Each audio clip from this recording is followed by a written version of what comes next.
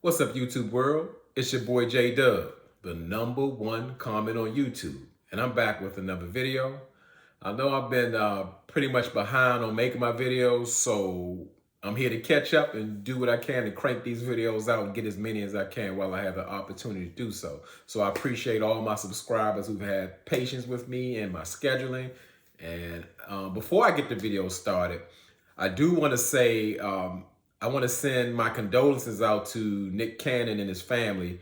Before doing this video, I watched a video of him speaking to his studio audience on his talk show, and he shared, I guess, the journey of his son, his youngest son, Zen, being ill, all the way up to him recently passing. And just to watch that video was like super heartbreaking. I mean, I felt it through the screen, like the pain that he was going through and the sadness. And I really admire the strength Nick really showed by doing that, by sharing his son's story and the journey of his short life. So again, condolences, big condolences goes out to Nick Cannon and his family. So we're gonna get into Ready Love DC, and we start out with the men's lounge. And this week it's the men's turn to deliberate pick whichever woman that's gonna go home this week. And when Tommy gets there, he says that pretty much it's time to send in the reinforcements, and that the men need to introduce their hope-to-be's to their not anymores. And pretty much Tommy, is saying in his way that the men need to bring their potential loves to their exes to gain some type of insight on which lady they should start choosing. So we get to the first meeting, and I gotta say, just put a blanket statement on it, like all the ladies, let's say the exes, were very attractive women. It was just, some of them were like so different. Let's say like you wouldn't believe that person will be linked up with that person. So it kind of threw me. And I'm gonna say start out with Cornelius. Cornelius, when we get to his house, but first we see this big old portrait, the little drawings on his face, and it's like a life-size portrait of himself. And anything with Cornelius, I'm looking sideways on. But we know who Cornelius' interest is, the one and only Camille, the wife to be, engaged for the 4th time and all of that. And when Camille gets to Cornelius' house, immediately she notices that it's another pair of heels down on the floor, and she wants to know what's going on. It's saying like, why is it another set of heels here? And Cornelius explains, I got a little surprise and I want to see you. Maybe she thought she was just coming over or whatever. I mean, to me, Camille probably already moved in, and she ain't sharing Cornelius, whatever. They just had to do it for the taping or whatever. So Cornelius introduced Camille to his ex, Tanika. And when I saw Tanika, I just didn't see the connection between Cornelius. He's it more so looked like a member of his choir or his spiritual sister. But okay, we're going to take at face value. Cornelius says Tanika's ex, that's where we're going to go. So Tanika didn't waste any time just questioning Camille, because she wanted to know right off the bat. She wasn't sure that Cornelius was still on his celibacy journey, because she hadn't spoken to him about that. But if so, what is her position on the celibacy and her walk of faith? And in this moment, we see like a very different Camille. Like Camille is like, at this point, an excellent interviewer. She has like all the right questions. Her demeanor is proper. She's very poised. And I'm going to change her name. Normally I call her Crazy Camille. We're going to call her Camille the Chameleon. Because I mean, if this was a job interview, she got it. She was very professional, personable. She didn't have any guards up. She was explaining everything away. And it even got to the tough question, which everybody looks at Camille sideways, about her being engaged 3 times. And Camille pretty much explains why, like, all her engagements were young, and one of them happened to be the father of her son, which she had planned to get married. And none of them worked out because God wasn't at the base of her relationship. So this is why it's going to be pretty much different this time around with Cornelia. She just wrapped that whole interview up like a burrito, and it was pretty much time to go. And as far as once the interview was done, or the meeting, And Cornelius walked Camille to the door. Camille face changed right away. She turned back to the old Camille, and she like, what's up? What's up with your ex? She ready to go home. She ain't got nowhere to go. What's up? And Cornelius like, we gonna talk a bit, because Cornelius gonna smile through anything. You could cuss Cornelius out, break up with him, whatever. He gonna be, he gonna smile through it. He's hiding something behind that smile. So Camille leaves and Cornelius goes back to Tanika and just wants to find out what she thinks about Camille. And Tanika pretty much said, like, she has great answers. However, those are just answers. You're going to have to find out, will she back those answers up with actions? And of course, like anybody else, everyone's concerned with that red flag that Camille's been engaged 3 times. So Tanika pretty much says, yeah, like as far as how she's behaving or she's interacting with me, she's great, but I wouldn't say you move forward today. You just got to give it some time to see what Camille is really about. And I totally agree. That was a great assessment. So then we go to Phil. Phil is meeting with his ex, Debrina, and Debrina has a nice demeanor, and she seemed she seemed significantly younger than Phil. I'm not sure. Maybe it was just a look, but I was like, well, I wonder why they broke up. And just made me do it. But we get to see Phil with Debrina, and he seems like really nervous meeting up with his 2 dates. His 2 dates are Shiloh and Tasia. And I guess with Tasia, you never know what you're going to get. So Shiloh showed up first, then Tasia came, and immediately Tasia was just like thrown off because she didn't like that Phil didn't sit in between her and Shiloh. She felt more so like the third wheel because she's sitting on the end. And when Tasia is upset, you're gonna know it.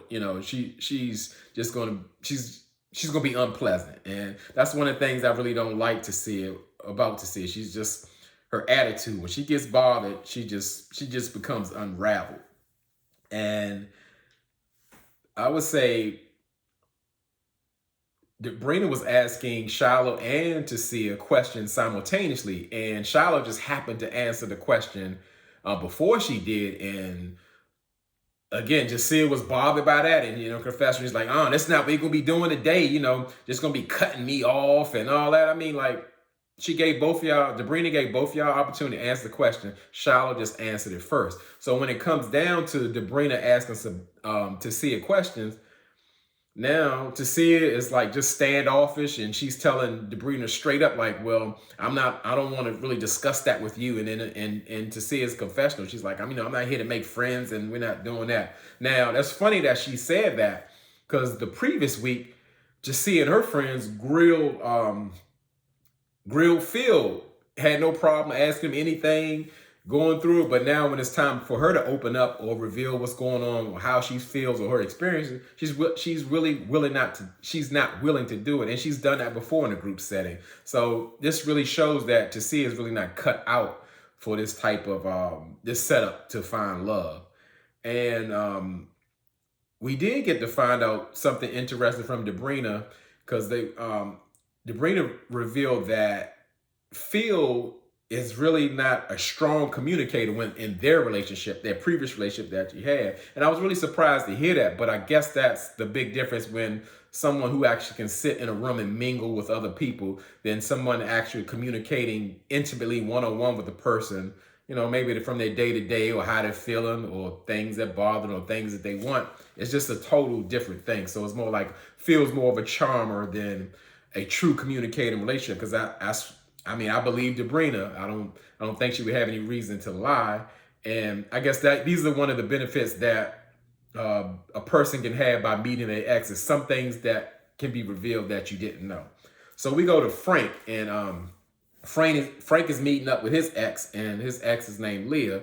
And Leah just happens to be an Amazonian snow bunny. And I was just shocked. I was like, whoa, that just don't look like Frank type. Like, not that I know what Frank like or what's his type in the club life and all that, but I just didn't expect that, because Lee was actually taller than him. So Frank is actually meeting 2 women, and his first date, Mumine, arrives, and then Sydney follows after. And what kind of threw me once everybody sat down, Sydney pulled out her phone and it had like all these questions on the phone telling me, well, let's get going. I'm like, let's get going. This is the week when the men are supposed to hear from the ladies about what's going on with them from the exes. They're supposed to kind of like reveal things and talk about them. But she got all the questions. And I was like, and pretty much that's how much like all the dates went. The women were running the show, even though it's their time to get eliminated. They're supposed to be giving up information about, you know, what type of person they are so the men can make the choice. And within those 20 questions, we do find out something very interesting. Lee reveals that Frank is actually not an attentive person.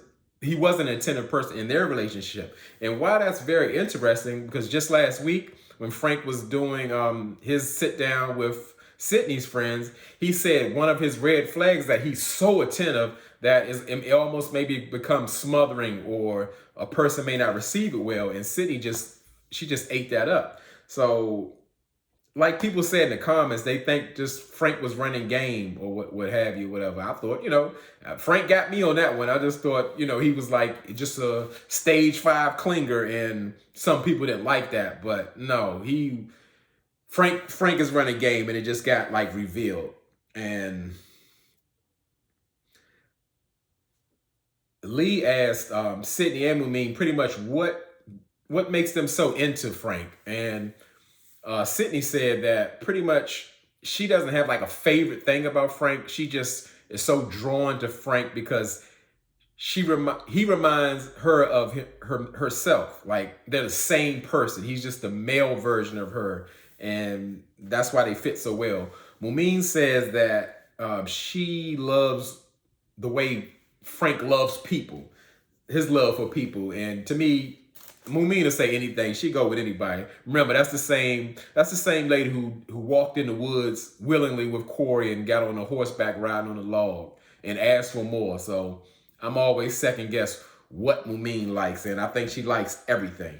So after the date was over, just something I picked up a notice from the introduction and leaving. I was looking for that type of PDA that Sydney gave Frank, because it was like all over the top with her friends, but she kind of scaled it back this time or whatever. Maybe she was trying to make a good impression on Frank's ex. And Frank asked Leah about like, what did she think about the ladies? And Leah pretty much said it was kind of a hard choice because the ladies are just two different women. So it's really up to Frank to decide, you know, more so what he needs and what he wants. And I'm guessing that more so he needs a woman like Mumin, but he wants a woman like Sydney who's in the same nightlife and has the same lifestyle. So we go to Walter. He's meeting with his ex, Denise, and it kind of threw me back. Denise had the, let's call it the 1980s 6-inch yellow nails. And that's like the first thing you notice about her, because she's swinging them and clicking and clacking and all that. You know, that kind of threw me back. So also, Walter has 2 women he's meeting. He's meeting Sabrina and he's meeting Mumin. And Sabrina shows up first, and, you know, Sabrina was kind of getting off the vibe that, you know, Walter, her boo, invited her out, and she was really surprised to see Denise. And again, it kind of gave me the feeling that Sabrina was shut down, because it more so felt like she was projecting like a confidence, like she already got that thing down, locked down with Walter, and she don't need to hear nothing Denise got to say, because anything she need to know from Walter, she'll ask or he'll tell her, and that's what it is. So pretty much, as soon as Sabrina was there, she was gone. She had a prior engagement. I don't know if she really had a prior engagement. She might have felt like that was just a waste of time to sit down, and especially if she felt blindsided. But so pretty much Mumin really got the questioning, and Denise really asked Mumin like an awkward question off the break. She was just like, so, you know, how are you sexually? You know, and I'm thinking like, I understood what she was saying, but I'm thinking like it was 10 different ways to ask her another way. You know, what is her stance in sex before marriage or anything? Just pick something else. That's just a weird way. So Mumin pretty much broke it down in sense of like, she's holding off from sex until she's in like pretty much a committed relationship. And I don't know, it must be something that was contagious, because shortly after that, when Mean got out there, she was like, I got to go. I got a singing engagement. And Denise was like kind of thrown back like, well, everybody's so busy. Like, I just don't think they feel like talking to you. So that's more so what it was. So Walter and Denise are talking, and like in his confessional, Walter's kind of like taken aback by Mumin's stance on sex, because he feels like, he's a very sexual person. And, he put this corny joke, it's 50 shades of light skin. So, obviously he's freaky or something. He's very sexual, and that may not work with Mumin.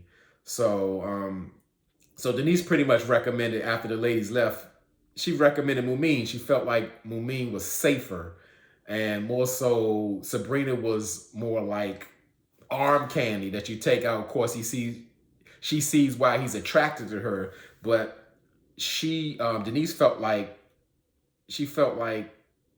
she saw Sabrina as controlling, and I didn't see what she saw. Maybe they had some deeper conversation, but I just wonder how she got all of that out of that of a very short conversation. So we move on to the next date or meeting. Dante is meeting his ex Stacy, and Stacy looks slightly younger than Dante as well, and he was hoping that Stacy could point out like the blind spots that he's not seeing with the two ladies that he's meeting with today. And I'm thinking to myself, Dante, you are the blind spot, because I'm like, that's one thing I forgot to do. I don't know if I did it on my Married at First Sight, but I think it was my Ready Love review, just about the yeah, I did it on Ready Love, about husbands that you shouldn't watch for. And Dante should have been one of them. That what I should have put in this skit was more so like, hi, I'm Dante, and yeah, I have 3 children by 3 different mothers spread it all across the United States, but I'm looking to establish a new relationship, with you, and maybe have some more kids. Like, no, ladies, that's another husband you want to avoid. You want to make him your ex before he become your husband. So yeah, I forgot to put Dante on the list. So Zadia, she actually she shows up first, and Zadia, she was pretty much I thought she was like she was pleasant. I have to like make point of that, because I was really disappointed the way Zadia behaved in the ladies' lounge. It's just like her attitude was so unbecoming. It made her unattractive. It was bad. I didn't like that look for her, and I was like the real Zadia is showing up. So she was, she was like in a nice mood or what have you. But then Shiloh shows up, and Zadia, you can tell she didn't receive that well. Her body language changed, her demeanor changed, and you can tell she was bothered. And pretty much, well, Zadia did put out a question. Again, as I said, the ladies were running these meetings and these dates because they're supposed to be revealing things about themselves, but they're getting all their questions answered. Zadia asked Stacy, would she, like, I guess knowing Dante now, would she date him again? And she actually said yes. And Shiloh was sitting like she was agreeing, like she was really liking that, because saying like after that, I guess with all they've been through and watching Dante's growth, that says something that she would just really she would really date Dante. And something that was really revealing, in which Zadia didn't like, Stacy revealed that Dante is a person, unless he's into you, he's not going to really be affectionate. And that was really saying something, because we did see something with a clip with Dante and Shiloh, and he wasn't really showing Shiloh the attention, because that's a sign of him showing like, hey, I'm not into you. And why that was kind of, I guess, alarming to Zadia, because like physical touch is one of her things, and she wants to make sure that's not a red flag, for her to continue. So after the ladies leave, pretty much Stacy had really recommended Shiloh for Dante, and it was more so that first Zadia kind of gave off the uneasiness.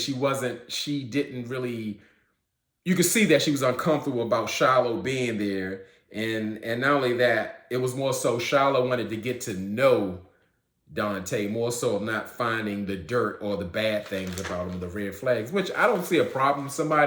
Not everybody's going to tell you that information, but sometimes you get that good information. So I don't think anything is wrong with asking that. So we go over to Naeem. He's meeting with his ex, Victoria. And Victoria, she wanted to know what was Naeem attracted to in Zadia, which was going to be his first date. And Zadia and Naeem pretty much said Zadia was a fitness trainer. And immediately Victoria went to like, well, oh, she's a fitness trainer. That's why you're attracted to her. Oh, so she got a big booty. So when she said that, I said, oh, this gonna be a great meeting. It's gonna be fun. So immediately Naeem greets Zadia and they sit down. And Naeem lets Zadia know that, hey, Victoria want to know if you had a fat ass. I was like, dang, I mean, like, you said it like that? Like, you didn't know if this lady was comfortable with you. You're introducing to your ex for the first time. I thought it was in poor taste. It didn't flow well. It's just like, he just said anything, I don't know, like shock value or testing the waters. I really didn't like that. So, you know, the ladies again running the meeting, and Zadia asked Victoria as far as like what are the like what's a red flag or something that Naeem is lacking, and Victoria reveals that Naeem is not a very affectionate person, and the crazy thing is that Naeem and Victoria were going back and forth, and Zadia was like, whoa, like, you know, that was like just way too much, because pretty much Victoria was saying, well, I guess, you know, Naeem's denying like, hey, that's not true. And Victoria's like, oh, well, I guess it wasn't, you was just wasn't affected with me. And like, it was just too much. And when I saw that, I was just like, Zadia just need to scratch Naeem and Dante off her list, you know, unless she's just in it for the game or whatever. But these aren't two good candidates. And so pretty much the date was really or the meeting was really short, and Zadia left. And Victoria said that, I guess by interacting with Zadia, she's not sure if Zadia is really going to be there for him emotionally. Like, she's like really in it. She's probably there just for the come up. And Naeem like, I didn't think about that. And Victoria's like, yeah, you wouldn't. So I didn't get that Zadia was there for the come up. And it was kind of weird that Victoria mentioned that Zadia wouldn't be there for him. She also put it out there like Naeem is very guarded. So Zadia wanted to know, like, what do I need to do to, I guess, get to you without all of being the guards up. But as I said, the exes in this case, the ex didn't bring something to light, you know, getting something out of the ladies to bring insight. They kind of put Naeem in a bad light. So that wasn't a good move. So now, just like last week, you know, Phil, he has all the dates. So he's had his 2 dates, you know, when he showed to his ex, but Sydney actually invited Phil out individually for like a workout date at the gym. And Sydney just off the bat said, like, when she saw Phil, she just got butterflies and she started saying heart emojis and all that kind of stuff. I'm like, either she's falling fast for Phil, or she's just in it to play the game just to stay there, because, you know, she came in the game halfway in. And it's something that I picked up that Sydney, she said it more than once. And when to me, it's more like a disclaimer in reference of having children. She would always say, God willing, almost like it's more so a disclaimer, like we could or we might have them. So I don't know if she has some type of condition, or she's just maybe using it as a buffer to say, like, maybe instead of saying I really don't want children, or I haven't decided I want a child, so she'll just say God willing, just God willing. You know, because everything is God willing. God willing, I'll continue doing this video. Everything is up to God. So, you know, I think you got to pick up on that she keeps saying God willing when you ask about kids. So we go to the men. They're deliberating at the men's lounge, and they're trying to decide, you know, which lady is not ready to love. And they got all the information that they need. But something that I missed, I'm like, this is the week to eliminate the ladies, and I've never seen Aisha. And I'm like, did she get immunity or what's going on? But going into it, I just didn't understand it. It just wasn't really brought up. So Frank pretty much says that he's torn between Mumin and Sydney. And Walter says that he's been feeling Sabrina, but his ex says Sabrina's more like a wild card and she may go off on him or something if something goes wrong. And I'm like, again, I didn't get none of that. But obviously the conversation was deeper or he didn't told her something. I don't know. But so now pretty much you can see like Walter is kind of swayed in his decision making, like, you know, because he said that Sabrina was his biggest connection from the beginning. So now Mumin is just a safer choice. And we see Naeem, he talks about his date with Zadia, and he says he pretty much didn't he wasn't shown in the best light. You know, and that's due to his ex, but you know, he's still going to stick with his decision of focusing on Zadia, which I could get because he don't have a lot of options as well. So then in the confessional, strange enough, Frank chimes in saying that Naeem isn't seeing the big picture with Zadia, and I really didn't get that. So if anybody could drop down in the comments if you understood what Frank was saying or why he felt the need to chime in his confessional about Naeem, the way he looks at Zadia, I don't get it. So I still don't understand that. So Phil says, because they didn't show it before, but his ex actually liked Shiloh and Tasia equally. And I was like, I wonder what she was looking at, because Tasia was like really standoffish, but they're running the tie.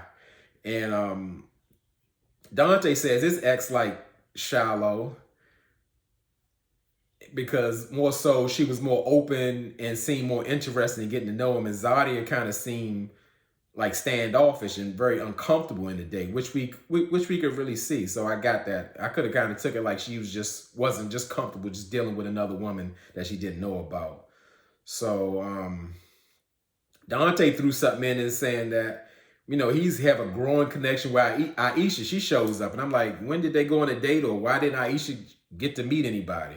So we go with then they go to Cornelius. He talks about meeting up with Camille, and how Camille was kind of giving off this vibe like she was upset that his ex wasn't leaving with her when it was time to go. And Tommy like took his hand behind Cornelius' neck and made him understand, like, hey, you got some red flags you're ignoring, man. What are you doing? And you know, Cornelius gonna smile like, yeah, I'm ignoring the red flags. Like, you know, he's a battered husband. You want him to blink once or twice, you know, blink twice if he's in danger. But so pretty much the men pretty much decided that Tasia and Sabrina were at the bottom, and that they were like, they would be the candidates that were ready to go. But what really shocked me about Walter, he was more so like, well, hey, I'm not going to be able to put Camille in the mix because we pretty much hold Camille for Cornelius. I'm like, how y'all going to stop a date and